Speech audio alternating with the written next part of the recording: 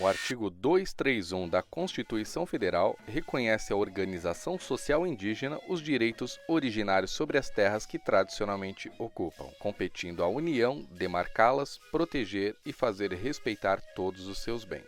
Mais especificamente, no parágrafo 2, declara que as terras tradicionalmente ocupadas pelos índios destinam-se à sua posse permanente, cabendo-lhes o usufruto exclusivo das riquezas do solo, dos rios e dos lagos nelas existentes.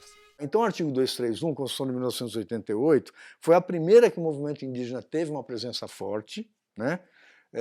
E o movimento indígena, o pessoal que apoiava, as ONGs começavam a se criar e tal, e se estabeleceu o quê? Que eles têm direito de viver de acordo com seus usos, costumes e tradições. Isso significa, você pode continuar vivendo dentro da sua linha cultural para sempre. Circulei da minha aldeia para as outras aldeias do Brasil para convidar os parentes da minha geração, que estão hoje com 60, 70 anos, para a gente levantar o povo indígena e falar o nosso pensamento sobre a ideia do Brasil. Essa movimentação resultou na minha participação na Constituinte de 88, fazendo a defesa do capítulo dos povos indígenas na nossa Constituição. Foi uma experiência radical para mim, porque ela me mostrou que constituições são como publicar um livro de poesia ou um livro de ficção. Ela só vai ter valor quando as pessoas se derem valor. Você pode ter uma Constituição de ouro e ninguém respeitar nenhum parágrafo dela.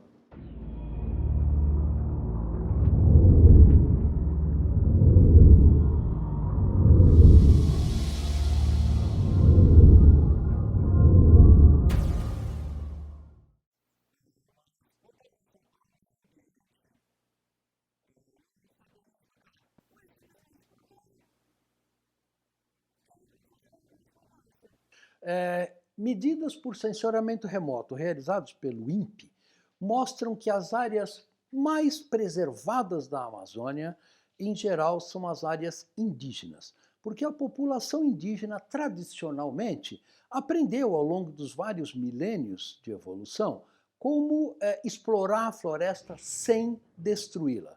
Então, uma das melhores maneiras que temos de preservar a floresta amazônica é garantir a posse às populações indígenas dos seus territórios. Além de um importante papel cultural no desenvolvimento da sociedade, os índios também contribuem para a conservação da biosfera.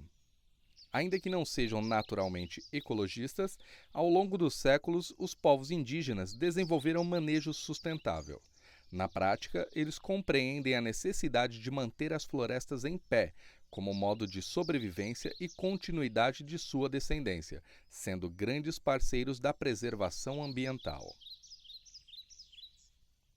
Muito antes da ideia de pessoas humanas interpretar papéis, assumir protagonismo, fazer esse papel social, os corpos dos povos indígenas, o corpo de cada um de nós já fazia isso dentro da floresta, ficando em pé junto com as árvores.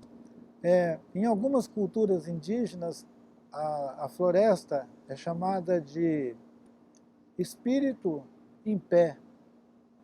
E eles falam que as florestas é o povo em pé. Tirar o povo indígena de dentro da floresta, tirar a floresta e deixar os índios lá sem nada, é o mesmo dano. É um problema de todos nós temos que resolver junto. Eles estão fazendo uma parte deles, né? Não porque eles sejam ambientalistas de carteirinha, né? Não é nem isso. Mas eles entendem as questões ambientais. A floresta amazônica ela exerce uma série de importantes e essenciais serviços ecossistêmicos, como nós chamamos, né? Em particular, 2 deles são muito importantes hoje, que é a manutenção do ciclo do carbono e a manutenção do ciclo da água no nosso planeta. Então, do ponto de vista do ciclo do carbono, as florestas armazenam gigantescas quantidades de carbono, até cerca de 100 a 200 bilhões de toneladas de carbono são armazenados na floresta amazônica. E, evidentemente, se uma fração mesmo pequena desse carbono for lançado pela atmosfera, ela agrava o efeito estufa.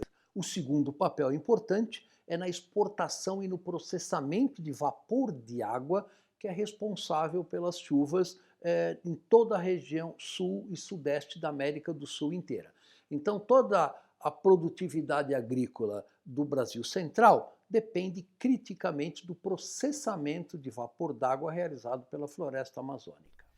De acordo com dados de uma pesquisa recente divulgados por cientistas da Universidade de Princeton, localizada em Nova Jersey, nos Estados Unidos, se o desmatamento na Amazônia permanecer no mesmo ritmo, a temperatura tende a aumentar 2,5 graus a mais do que o resto do mundo, e em comparação com a era mais quente no século XIX, tendo 5,5 graus Celsius a mais que esse mesmo período. Outro impacto seria a perda do volume de chuva anual, o que reduziria tanto o fluxo de água dos rios da Amazônia, quanto a pluviosidade que a área exporta para o resto do Brasil e da América do Sul. Fazia 30 graus, quando eu era criança, fazia 30 graus em janeiro. Um único mês podia chegar nesse. Hoje em dia você faz 30 graus no inverno, né? Então, o que? Você tem uma mudança no regime de chuvas, né? Uma piora da qualidade do ar. O pessoal que estuda isso, né, essa ideia dos rios voadores, do Carlos Nobre e tal, eles já mostraram isso, está mais do que comprovado, né?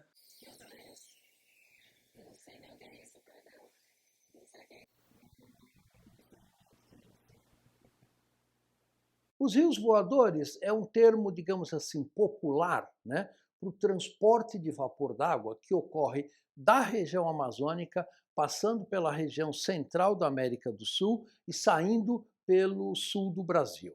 Então, esse vapor de água ele não se origina na floresta, ele se origina no Atlântico tropical, né, na região do Caribe, na região entre o Brasil e a África, que é uma região de oceano muito quente, com alta evaporação. Este vapor d'água é processado pela vegetação, ele é reciclado várias vezes, até que finalmente ele sai pelo Mato Grosso, Goiás e pelo sul da região amazônica. Então, quando ele sai da floresta amazônica, ele acaba acarretando a precipitação e a chuva necessária para a agricultura no Brasil central. Então, os rios voadores são estratégicos na manutenção do ciclo hidrológico de toda a América do Sul. A gente vive num sistema todo interligado. Então, se você detona um lugar ali que é chave na reprodução, no funcionamento desse sistema, o sistema todo cai. Se você acha importante continuar tendo ar bom para você respirar, pense e olhe de onde é que vem o ar bom para você respirar. Você vai descobrir alguma coisa que você pode fazer para continuar mantendo lugares naturais no planeta.